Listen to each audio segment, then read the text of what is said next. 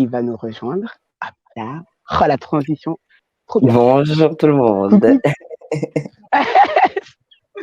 Salut Jay, comment tu vas? Très, très bien et toi? Très bien, merci. Merci de nous rejoindre, merci d'avoir accepté de participer à Love Affaires. Avec plaisir.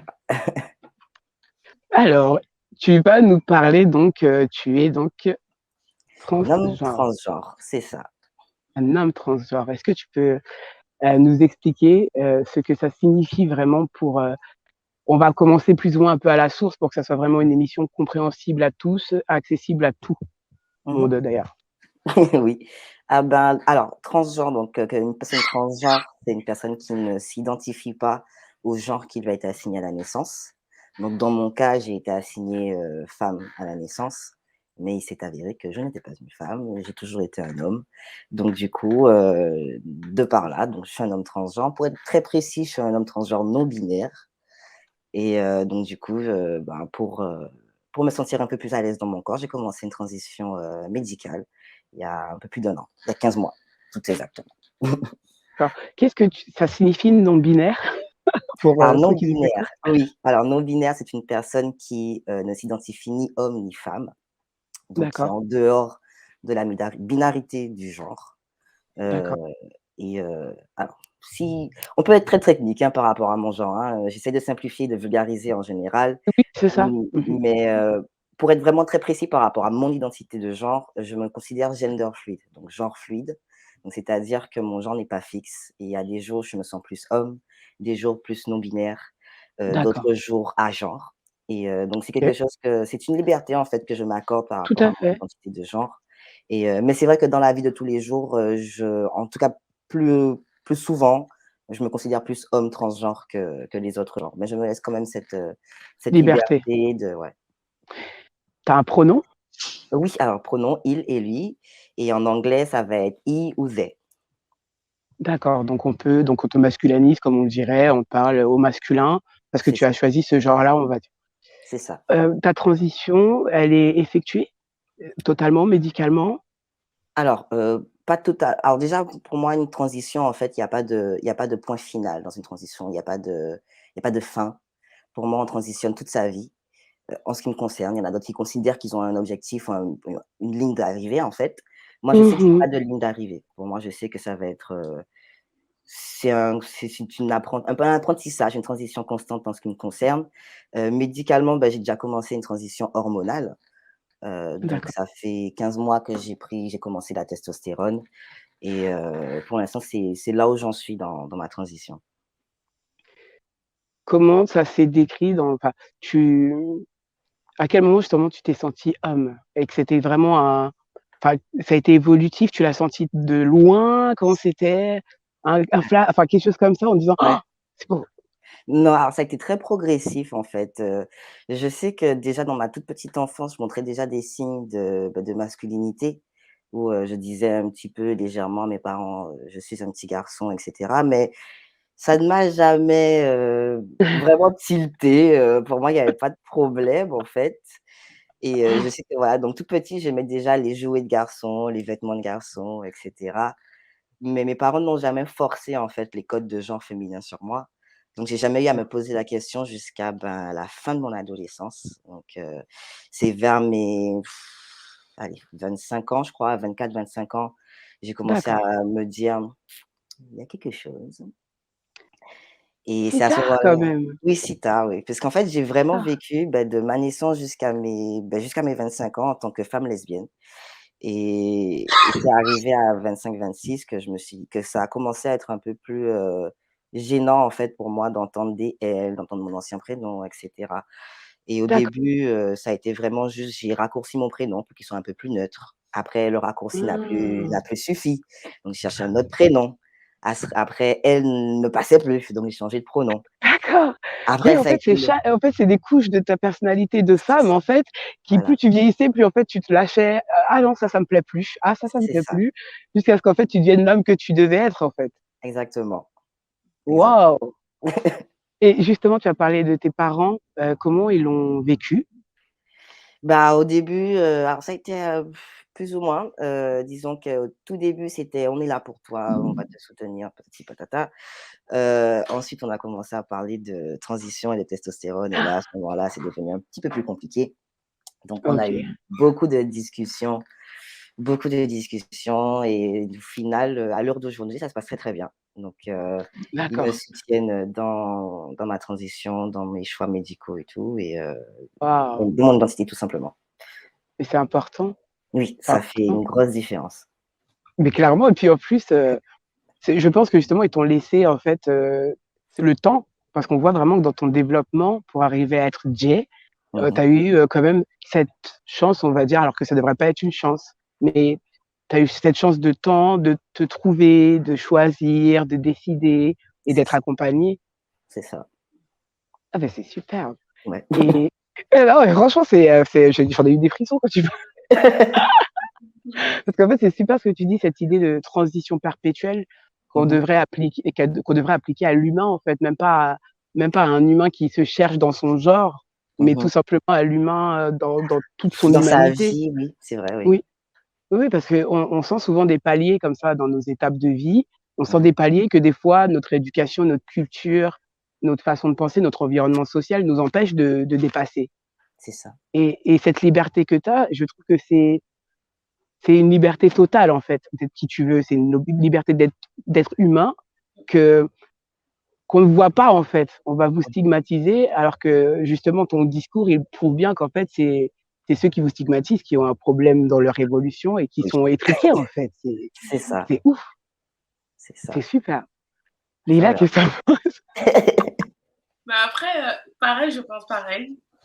J'ai déjà, du coup, vu Jay et assisté Jay, mais du coup, à ses forums parce qu'il fait des forums, comme il a fait hier et Ah, du ouais, coup, où il explique, justement c'est quoi la transidentité, certaines personnes viennent justement pour pouvoir poser des questions et tout et franchement, je trouve ça non seulement enfin, comme je disais au début, hein, pour moi, on doit être bah, la personne qu'on a envie d'être tout simplement et on n'a pas besoin de demander, aux autres, leur avis et heu et c'est ce que clairement. j'aime bien avec Jay et c'est ce que et j'aime bien le message aussi qu'il fait véhiculer donc moi, je trouve ça tout simplement formidable.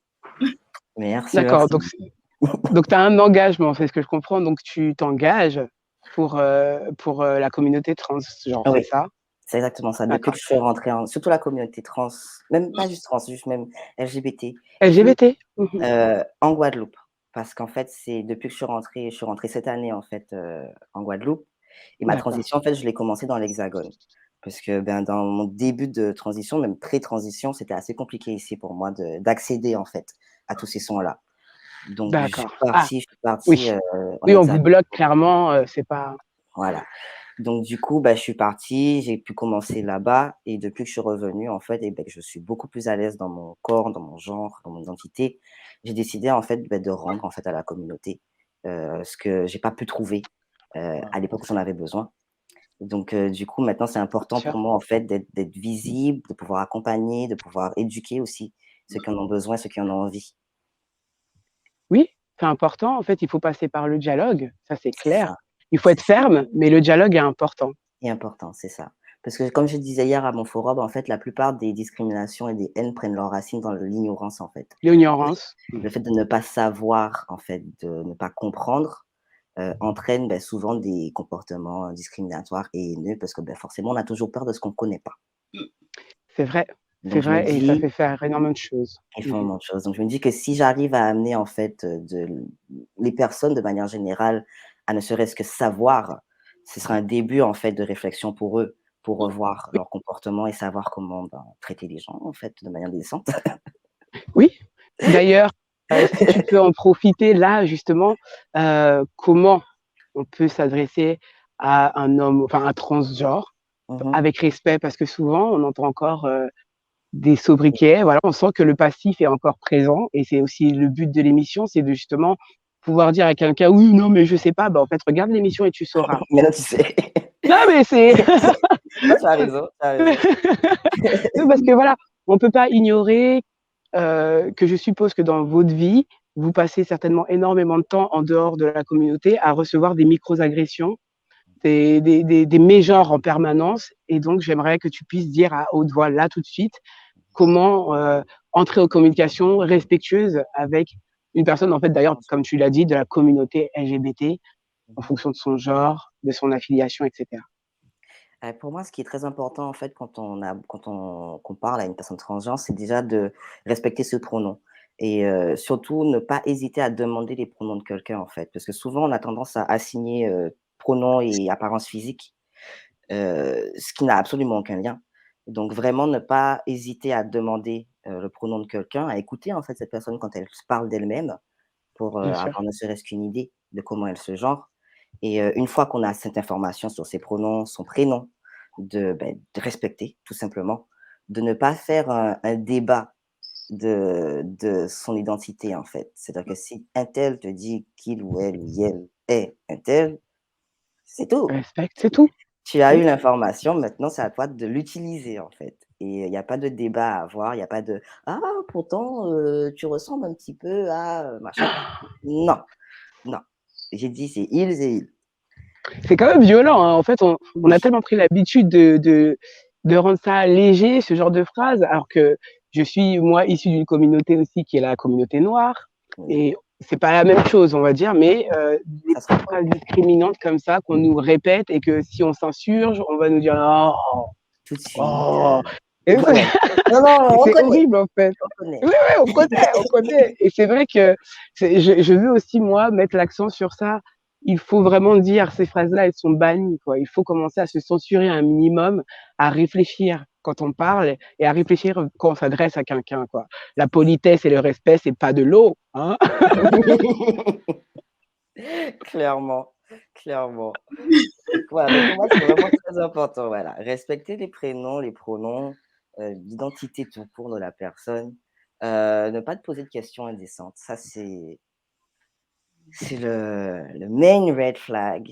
C'est quelque chose qui revient systématiquement et en fait, savoir où est sa place, regarder le contexte de l'endroit, de la conversation et se demander: «Est-ce que si j'étais dans cette même situation avec une personne cis, je poserais cette question?» Bah oui. Si la réponse est non, ah bah, à ce Et ben, on moment-là, se tait. voilà, on ne pose pas la question si c'est transgenre. C'est exactement la même chose. C'est Donc comme quand on cherche comment conjuguer un verbe quand on écrit. Alors, si c'est oui, vendu, c'est et, voilà, R. Voilà. Hein, c'est voilà. c'est exactement ça. Voilà, juste Mais faire preuve de bon sens et Il y de a la fameuse décence. question aussi, comme le premier forum où on avait cru que c'était cette question-là, mais ce n'était pas cette question-là. Mais on sentait quand même qu'il y avait cette question, hein, du qu'est-ce il y qu'il y a a des dans biais, quoi. le pantalon ou dans la jupe? Oh, mais l'indécence, vraiment. Et ça me fait penser, Leïla, tu es passée donc sur France Première, c'est ça, si je me trompe pas, On est le en premier. début de, ouais, en début de semaine. Et Priska a dit quelque chose de super intéressant après. Enfin, Priska d'Amalgame Humanis, Oui, qui a réagi après, après un appel.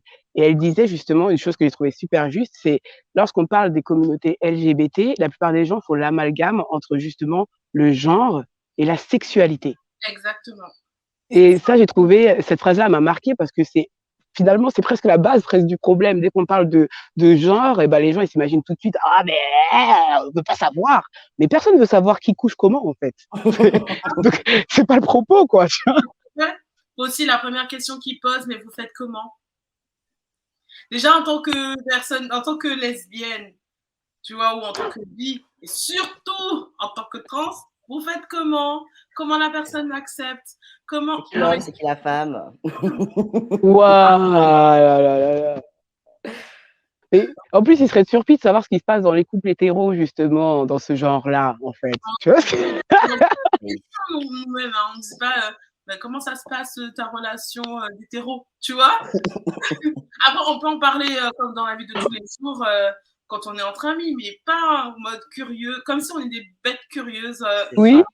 Moi, je pense qu'il oui, faut c'est faire ça. vraiment faut faire changer le malaise de camp, en fait. C'est ça. Clairement faire changer le malaise Clairement. de camp et moi, j'aime bien faire quelque chose, c'est que quand on me demande, ce qui se passe, là-dessous, en réponse alors soit je donne une blague, à la con, soit je demande: «Ça dépend, elle a quelle taille la tienne?» Généralement, ça gêne un peu, ça gêne un peu Mais bien Donc, j'ai envie sûr, de leur dire, tu te sens bien gêné sûr. que je te demande la taille de ton phallus. Ben, à ce moment-là, ben, ne me demande pas ce qui se passe dans mon pantalon.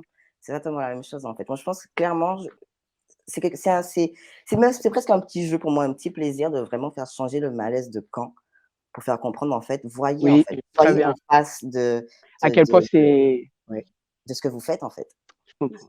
Moi, ma réponse, Oui, la cliché, tu n'as qu'à essayer, tu verras. Les Leïla, dis donc. Mais effectivement, moi, beh, c'est comme le «Tu viens d'où?» Tu sais? Bah, Paris. Non, mais Ah en bon? Non, mais vrai, en c'est vrai, tu vrai! viens d'où? Non, mais en fait, tu es né Tu sais? où? Ben, à Paris. Oui, mais tes parents, ils Je suis viennent un d'où? de Bretagne. Non, mais tu sais, ma mère, elle vient de Strasbourg, à la limite, en fait, tu sais, quand Ouais, donc tu viens d'où? Bah, sinon, moi, c'est Alsace, tu sais? Mais non, mais trop drôle, mais en vrai, c'est vrai. La planète des singes, Wakanda, mon frère. Non, c'est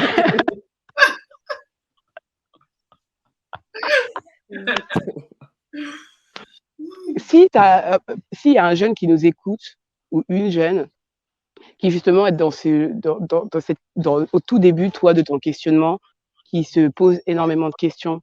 À part, on va parler ensuite des associations, mais qu'est-ce que tu conseilles justement aux personnes qui sont un peu isolées?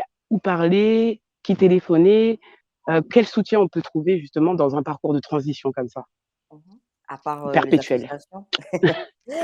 Oui, Alors par moi exemple, faut en parler aux amis, ouais, faut pas hésiter à aller voir de la famille en qui on a confiance. Est-ce que tu conseilles vraiment d'exporter ce mal-être pour être soutenu? alors, je pense que la 1re étape déjà, en fait, c'est vraiment une recherche personnelle, heu, parce que souvent on va essayer de prendre l'aide des autres pour en savoir un peu plus sur son identité, mais au final, c'est quelque chose qui est tellement Intime. intrinsèque, intime, en fait, que je pense qu'au début, en tout cas, au tout début, vraiment de pas hésiter à regarder toutes les ressources qu'il y a sur internet. Il y a beaucoup d'associations qui font des brochures, il y a beaucoup de contenu sur YouTube, de youtubeurs, bah, trans qui font du contenu. J'ai aussi, par exemple, personnellement trouvé une très solide communauté sur Instagram d'hommes transgenres et au tout Oui, début de ma transition, c'est ce qui m'a beaucoup aidé en fait, de voir en fait que c'est possible, de voir ces personnes-là être, bah, heureuses et à l'aise dans leur genre et leur corps. Heu, donc ça a été vraiment une 1re étape. Ensuite, effectivement, après en parler avec les amis, c'est aussi ça aide énormément. Il y a mais choisir ses amis, par contre. Je bien l'admets, choisir ses oui, oui, bien oui, bien choisir ses choisir. Ouais, amis, hem et en fait, la raison pour laquelle je dis vraiment de faire cette recherche préalable tout seul, toute seule, c'est parce qu'en fait, une fois que tu amènes le sujet chez quelqu'un d'autre qui n'est pas au fait de ce sujet-là, il y a beaucoup de dérives. Pas forcément de mmh. manière, malveillante, mais il y a des dérives dans le langage et cetera et le fait Justement de le par ce savoir manque par ce manque d'informations, d'information. ouais, bien sûr. Exactement. OK. Donc le fait d'avoir cette information, toi, d'abord, ça te permet, en fait, «d'éduquer» entre guillemets cette personne à qui tu veux te confier, mais tu veux te confier dans un environnement sain, au final.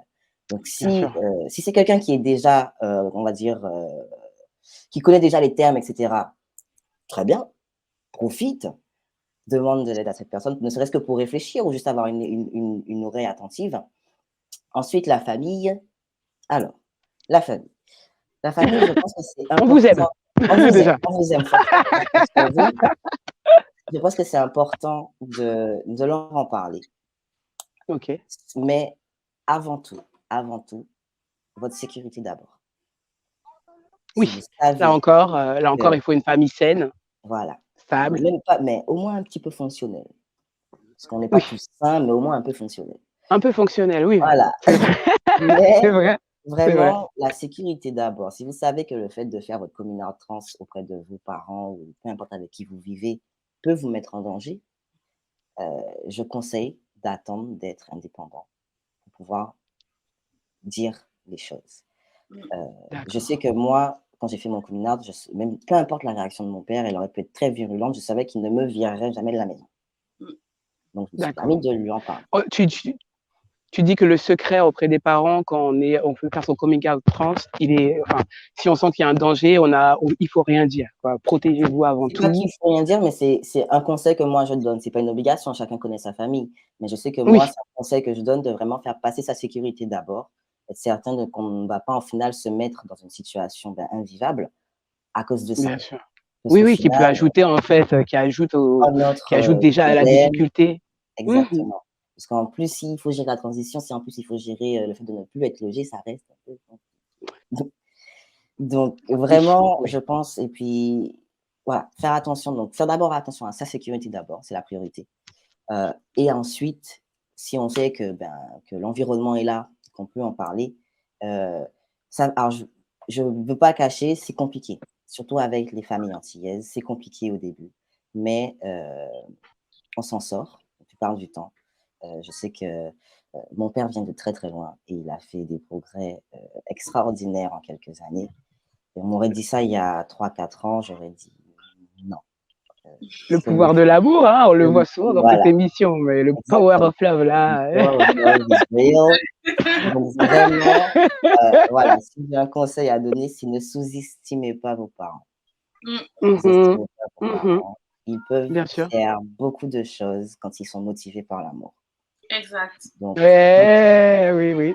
donc patience, de la même manière qu'il faut être patient avec soi-même pendant sa transition, il faut être patient avec l'autre aussi. Parce que c'est une transition pour tout le monde au final. C'est C'est une vrai, transition pour tout le monde, c'est ma c'est vrai. transition, c'est leur transition, c'est la transition du monde avec moi.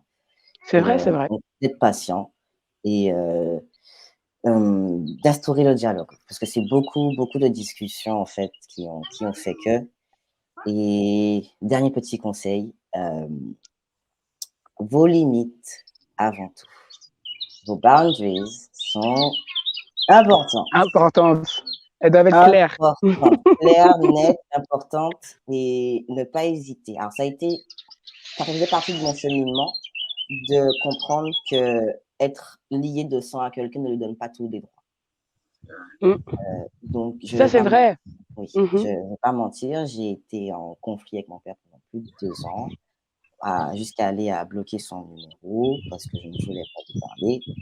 Et en fait, ce temps-là, je me le suis accordé et je lui ai accordé aussi pour réfléchir en fait à ce qu'il fait. Et moi aussi à savoir à faire respecter au final mes limites. Ça a été très compliqué pour moi. Je suis restée quelques années en disant: «Oui, mais non, c'est mon papa, je peux pas faire ça». Oui, Et le délit de loyauté, là, l'enfant, en fait, l'enfant qui parle à son parent, mais qui devient aussi un homme, en fait. c'est ça.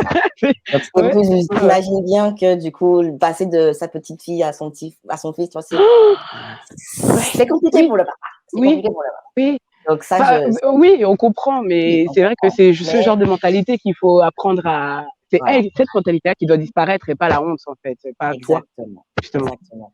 Donc du coup, Mhm. ça a été, aussi une construction pour moi de m'accorder au final ce respect de mes limites et au final, ça a été bénéfique. J'ai eu raison de le faire. Je ne suis pas déçue.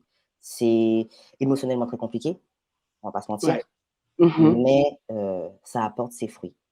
Donc voilà. T'as eu un soutien psychologique ou tu as J'ai eu, alors au début non et maintenant oui, parce qu'en fait, il faut. il faut, Il faut, je mais vous bien sûr qu'il faut. conseille, parce que moi, au début, en fait, quand j'ai commencé ma transition, je pensais vraiment que tout ce suivi psychologique, c'était vraiment, un garde-fou, en fait, de la communauté cis-hétéro et ça m'énervait. Donc, en gros, j'allais chez le psy pour avoir mes papiers et puis basta, en fait. Je voulais mon D'accord, attestation et puis c'est tout. d'accord. Non. En Il y fait, a un moment, ta tête, elle t'a dit qu'il faut quelque chose, il faut structurer, quoi. Ah, mais il y a le une changement, raison à quoi. ce suivi psychologique. Tout simplement parce qu'en fait, Mais oui, mais oui. les hormones, en fait, c'est une seconde puberté. Donc imaginez vivre une seconde puberté à 29 ans. Je ne veux pas puisque ma puberté déjà, je l'ai mise en déni dans ma tête, tu sais? Donc j'ai Voilà. pas envie, quoi. Donc du coup, tous les changements d'hormones et cetera. Après bon, j'ai eu beaucoup de circonstances extérieures qui ont fait que ça a été compliqué pour moi parce que mes dosages étaient pas bien faits, en fait. Au début de la OK, transition, il y avait eu un couac d'accord. avec l'infirmière et cetera. Donc je m'étais retrouvée en surdose. Donc imaginez, un gars de 9 ans avec des taux, de testostérone d'un gars de 16 ans en rut, c'était un peu compliqué. Waouh! Waouh! Oui, donc vraiment, voilà. C'est pour ça que c'est important aussi d'en parler pour moi, de ne pas Mmh. glamouriser, en fait, la transition parce qu'il peut y avoir des couacs. C'est pas Oui. systématique, mais il Oui, peut en y fait, avoir vouloir transitionner pour être, son soi, c'est pas juste, une fois que le changement est opérant, ça va aller au max, en fait. Il y a vraiment des étapes dans les étapes, il y a des processus dans les processus et que c'est important, en exactement, fait, de dire que même si c'est un chemin pour être soi-même, c'est un chemin qui est compliqué. c'est Mmh. ça. Il Ah faut ouais, faut vraiment être très attentif avec soi-même, avec son corps, avec son esprit surtout, parce que, ben, en fait, les changements sont autant ils peuvent être très visibles, autant Mmh. il y en a qui sont très très subtils, très Ah, subtils. Donc le changement d'appétit, c'est quelque chose que j'ai pris un petit moment avant de comprendre. À voir, ne serait-ce que voir que j'avais un changement d'appétit, le changement de d'accord. libido aussi, le changement de ma peau, de la manière dont je transpire et Mmh. cetera, enfin, plein de petites Oui, choses comme ça qui fait qu'il faut être attentif en fait, parce que comme c'est tous les jours un petit peu machin, on fait pas forcément attention en fait. juste parce qu'en fait, Mais le gros truc, il soit plus à toi et tu disais: «C'est qui ça?» voilà, c'est ça. Je vois, Donc je vois, vraiment je vois. être attentif avec soi-même, son En fait, corps et son esprit. rester éveillé au changement que la transition amène, se faire Exact, accompagner si on sent overreact, si c'est un c'est peu ça. trop. Après ça Oui, c'est dépend des vraiment, personnes, ça dépend des ouais, personnes. Il y a certaines personnes qui, je dirais, n'auront pas forcément besoin de ce suivi psychologique parce qu'ils ont déjà, j'ai envie de dire, une solidité mentale, je dirais. En ce qui me concerne, je préfère avoir ce suivi psychologique parce que j'ai stable même hein, qu'il est. pré-transition, et cetera, je savais déjà que j'avais des risques, en fait, à ce niveau-là. Donc du coup, c'est sûr et certain que maintenant, je suis ma thérapie assidûment. Oui, mais tu as été prudent du coup, te connaissant, tu as aussi anticipé, vu ce que ça pouvait amener et cetera, c'est bien. Bah, j'aurais préféré anticiper, mais en fait, c'est vraiment quand j'aurais préféré anticiper, mais c'est vraiment quand j'ai vu, en fait, que ça n'allait vraiment pas, que je me suis, D'accord, rapprochée au final d'un centre psychologique et donc du coup, ça fait à peu près presque un peu moins d'1 an, je crois, à peu près 6 mois, 7 mois, que je suis suivie par le CMP, donc le centre médico-psychologique. d'accord, Au début, super. quand j'étais en France et maintenant, ici en Guadeloupe. D'ailleurs, CMP de Sainte-Rose, je tiens à vous faire un gros shout-out parce que vous me suivez de manière exceptionnelle. Parce qu'ils regardent, Merci mais en le tout cas, je CMP. le dis, merci au CMP de Sainte-Rose, quoi. Mais, donc du coup, vraiment, j'ai une très bonne équipe, en fait, que ce soit médicalement ou psychologiquement parlant, psychiatriquement parlant, je suis très bien suivie et ça fait vraiment la différence, en fait. Ne pas sous-estimer, en fait, l'aide qu'un soutien, psychologique peut apporter. Parce qu'en fait, la communauté entière, on aime bien stigmatiser, exact. Oui, et le oui, recours à la psychologie et à la psychiatrie, en fait, non, c'est oui. pas pour les fous, d'accord, les gens, arrêtez. Tout le monde a besoin. Moi, je dis que tout le monde devrait faire une thérapie, en fait, terminé, arrêtez. Mmh. Sérieusement, je suis d'accord avec toi, On ça dit c'est c'est vrai. aller en Mmh. thérapie, en fait. Il y a pas besoin d'être, suicidaire pour aller en thérapie. Allez en thérapie. Oui, enfin, Mmh. faut juste dire qu'aller en thérapie, ça veut pas dire être fou, quoi. Faut arrêter de Mais faire non, cet c'est ça, en fait. amalgame justement, en fait, Ça n'a des strictement rien fois, à heu, des fois juste on vient d'accoucher, on a besoin d'un soutien parce que c'est un moment dans la vie qui est un peu, il y a énormément de choses qui se passent en voir. interne et des fois on n'arrive juste pas à À mettre les traiter bonnes choses normalement, aux bonnes cases, quoi. Mmh. c'est ça. Ça Donc permet Faut juste vraiment, normaliser. Faut permet de normaliser qu'en fait, on ait besoin d'aide parfois. Il y en a, ils voient des coachs. oui, Juste parce que maintenant coach, ça fait moins disease, tu vois? Quand on dit un ouais, coach, ça a ouais. l'air, on a l'air moins malade, mais en fait, voir des coachs, lire des Ah, les coachs, livres. c'est bien aussi les coachs, hein. Je dis Oui, c'est pour bien aussi. vous, si le coach, c'est votre solution, très bien. Moi, je dis oui, je Ouais, connais des coachs qui, qui sont exceptionnels et qui font un très, très bon travail. Ils ont pas besoin d'être diplômés médicalement pour faire un très, très bon travail. Mais après, pour moi, voilà, voilà, justement, il y a des options, en fait. Il y a des options. Faites attention à vous fonction. et Mmh. prenez soin de vous et pas juste physiquement, en fait. Parce qu'on n'est pas qu'un corps. On n'est pas Je qu'un trouve que ça corps. C'est permet vrai. d'apprendre aussi à gérer ses émotions, à gérer aussi, enfin, à vraiment, parce que c'est vrai que le changement d'hormones, c'est compliqué. Bon, moi, j'ai un dérèglement hormonal, donc je peux comprendre un peu ce que tu vis.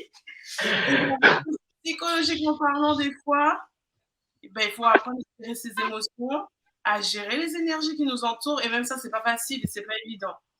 Et C'est vrai. effectivement, pour vraiment rebondir sur ce que tu dis, effectivement, ça, une thérapie, ça permet, puis ça permet toujours de se remettre en question et de toujours aussi se redéfinir et encore resavoir qui on est.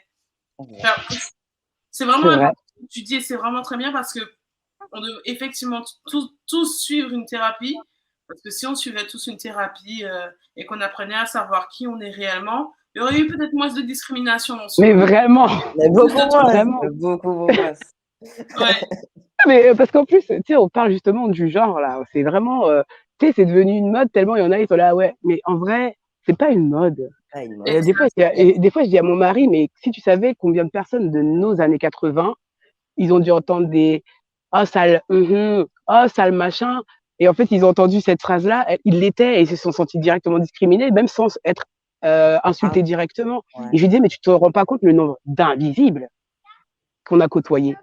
Si ça se trouve, il y en a, ils sont encore en dépression aujourd'hui, ou peut-être qu'il y en a aujourd'hui, ils se disent c'est mon monde, je peux être qui je veux. Je lui dis, tu ne sais pas combien, en fait, dans cette hétéronorme qu'on avait encore il y a 5-6 ans, parce que aujourd'hui, il y a encore tellement de choses à faire qu'on se rend compte qu'on n'avance pas vite, en fait, et ça commence à être compliqué. On n'avance pas vite du tout. Ouais. On en entend beaucoup parler. Justement, on vous met à l'écran, dans les séries, en fait, il y a beaucoup plus de représentation de la communauté LGBT. Mais le problème, c'est qu'on est aussi dans ce monde de représentation où la représentation ne fait pas forcément rentrer dans les mentalités. Tu vois, il y en a Voilà, c'est beaucoup, ça. ils voient ça comme un divertissement, c'est Netflix, quoi, tu vois. Mais c'est un peu, c'est le souci en fait. On s'est beaucoup battu pour avoir cette représentation. C'est que c'est bien de l'avoir, C'est mais bien. elle est souvent industrialisée, hyper Elle est sexualisée. industrialisée, elle est et aussi, Netflixisée, elle est rendue romantique, alors que là, encore une fois, on voit Voilà. pas la douleur, on Qu'il y parle a pas encore derrière, du taux de combat, suicide. Tu c'est vois ce ça. que je veux dire? c'est Du taux de ça. suicide, du taux de meurtre transphobe, etc. Enfin, tu sais, les séries, elles sont là pour édulcorer, quoi. C'est une sucette. Oh, mais c'est sympa, tu sais, bon, ça rend le truc coloré, c'est pop, tu vois. Ouais. La communauté LGBT, elle est pop, tu vois. Il y a toujours le cliché, toujours les mêmes clichés de la personne lesbienne ou de la fille garçon manqué qui est charaude. Oui, oui. Ouais, On a encore, ouais, il y a encore des stéréotypes, tu vois, de genre non, mais vraiment trop. qui sont à effacer. Mais, comme tu dis, on va quand même se dire qu'il y a une représentation, qu'aujourd'hui, un média qui n'a pas cette représentation peut être pointé du doigt. Et en ça, c'est quand même, on va pas cracher sur ce qu'on a acquis, mais ça nous empêche pas d'être honnête sur, il y a encore tellement Encore de du choses, en travail. fait. Il y a Ah, mais je pense tellement de qu'il y a choses. beaucoup de travail à faire parce que le problème, c'est que quand on voit au final des séries de la communauté, on se dit, tiens, enfin, quelque chose qui fait partie de la communauté, ça fait plaisir, mais au final, on a toujours tendance à s'identifier aux séries qu'on regarde, aux choses qu'on regarde, et quand on va vouloir s'identifier, on se dit, mais ça ne ressemble pas en fait. Et c'est ça qui est quand même plutôt dommage. C'est Je trouve. dommage. Mais tu Donc, sais, dans le monde des hétéros, je vais revenir un peu à mon enfance. Moi, j'ai grandi donc avec, donc, en tout cas, en ayant l'impression que j'étais hétéro, chose que j'ai toujours dit, je suis hétéro jusqu'à preuve du contraire, mais j'ai toujours eu des sentiments un peu romantiques. Les femmes m'attirent naturellement, je trouve ça beau, mais sans avoir de plus que ça. Mais je suis très sensible, dirons-nous. Mais j'ai grandi avec les frères Scott, avec Beverly Hills, avec cette représentation du couple hétéro, qui lorsque je me suis retrouvée donc dans la réalité, ma première souffrance, ça a été de me dire, mais pourquoi mon mec, c'est pas Lucas Scott? Tu vois, pourquoi quand je fais tomber mon cahier, il le ramasse pas? Pourquoi il a pas l'air en sang sur moi? Pourquoi j'ai pas des lettres, des bouquets? Pourquoi il est pas en pleurs devant moi quand je lui ai dit je te parle plus? Tu sais, Ouais. tous ces stéréotypes aussi, tu vois, de genre hétéro, d'hommes hétéros, de jeunesse hétéro, de lycée hétéro, c'est tous ces trucs-là qu'en fait on a aussi dû déconstruire dans notre vie d'adulte. Parfois, il y en a, ils n'ont pas eu la chance de se dire que c'était pas bon. Il y en a, ils ont eu un mal-être, tu sais, de pas correspondre à l'image. Et je me suis toujours demandé, c'est le l'œuf ou la poule? Qu'est-ce qui a créé les stéréotypes de genre hétéro, trans ou quoi que ce soit? C'est l'humain ou c'est la représentation culturelle qu'on en a? Parce que j'arrive plus à déterminer comment on en sort, quoi, tu vois. mais c'est comme aussi le prince charmant, hein, de te dire que un jour tu rencontreras ton prince charmant et tout, etc. Et franchement, je trouve que c'est quelque chose qui a été vraiment dangereux pour beaucoup de personnes, dont moi y compris aussi. Hein. Mais C'est violent, oui, c'est dangereux. rencontrer qui était vraiment ton plus grand amour, tu te dis que ça a été ça, cette personne le prince charmant, tu te dis que tu veux faire ton happy end avec, alors que cette personne peut être très toxique et que tu regardes pas au final toute la Bien toxique sûr. tout le côté toxique qu'il y avait autour, de te dire que ben non, il faut t'en séparer, cette personne est toxique, elle n'est pas bonne. Mais tu restes vraiment focalisé sur le fait, mais non, mais c'est ton premier amour, jusqu'à même enjoliver l'histoire, alors qu'en fait, Clairement. il y a des choses qui vraiment non, ne passent pas. Et, Mais je pense que pour sortir vraiment de tous ces stéréotypes sur la communauté, c'est pas compliqué en fait. Il faut que ce soit des personnes de la communauté qui créent le contenu. Exactement, c'est ça. Tout à fait, tout à fait. On commence tout final- juste à avoir la culture LGBT qui prend de l'essor, mais ça reste encore qu'une mode underground Parce et que je tout. sais pas si vous connaissez ça. la série, comment ça s'appelle, Sense8. Ouais, Elle a c'est été créée par, Oui. je crois que c'est 2 sœurs trans, il me semble. Alors, Sense8, il y a un couple de. Alors, je sais qu'il y Non, avait. non, non, les producteurs, celles qui ont écrit non, la oui. série, il me semble que c'est des personnes transgenres. J'ai pas envie de dire des bêtises, mais il me semble que oui. C'est 2 sœurs. Et quand on voit au final que c'est 2 personnes, en tout cas, si c'est quelqu'un de la communauté, en tout cas. Quand c'est 2 D'accord. personnes de la communauté qui ont créé cette série et qu'on voit comment la série a été écrite, moi, cette série, j'ai adoré. Mais elle est magnifique. Elle est magnifique, cette série, à tout point de vue. Et c'est pas, il n'y a pas de stéréotype, il n'y a pas d'hypersexualisation, en fait. Il y a de la sexualisation parce que, comme toute chose, comme toute personne, nous sommes des êtres sexuels, mais il n'y a pas d'hypersexualisation, il n'y a pas de stigmatisation. Et on voit, en fait, c'est pas compliqué quand c'est quelqu'un qui est concerné par le sujet qui crée, la représentation est beaucoup plus fidèle. Mais même, Tandis que quand c'est des personnes cis-hétéros qui le créent, au final, ce qu'on voit, c'est leur conception de notre communauté qui, en général, Oui, mais bien sûr. Au final, je trouve que cette série, elle est forte en émotion parce que ça te montre vraiment le partage énergétique qu'il peut avoir entre des personnes. Et franchement, ça m'a tellement touchée. Déjà, ça m'a fait pleurer le fait qu'il voilà, n'y a pas de suite. Mais oui, par contre, oui. Mais bon. Moi, ça m'a déçue. Mais quand j'ai vu cette série-là, ça m'a donné des frissons. Parce que je me suis dit que c'est vraiment la représentation du partage d'énergie qu'on a au quotidien avec les uns et les autres. Le fait qu'on peut être lié à des personnes, mais même à distance, tu sens vraiment bien sûr avec ces personnes-là. Tu sens qu'il y a ce lien-là. Et pourtant, c'est des personnes qui sont... vient de sont... me donner le titre, le nom des écrivaines, en fait. Ah. Lana et Lily créatrice de Matrix. Nomi, elle est arrivée. Et bah du coup, Jay, on va accueillir Nomi. On va vous garder. Okay. Nomi, elle est là, c'est trop chouette.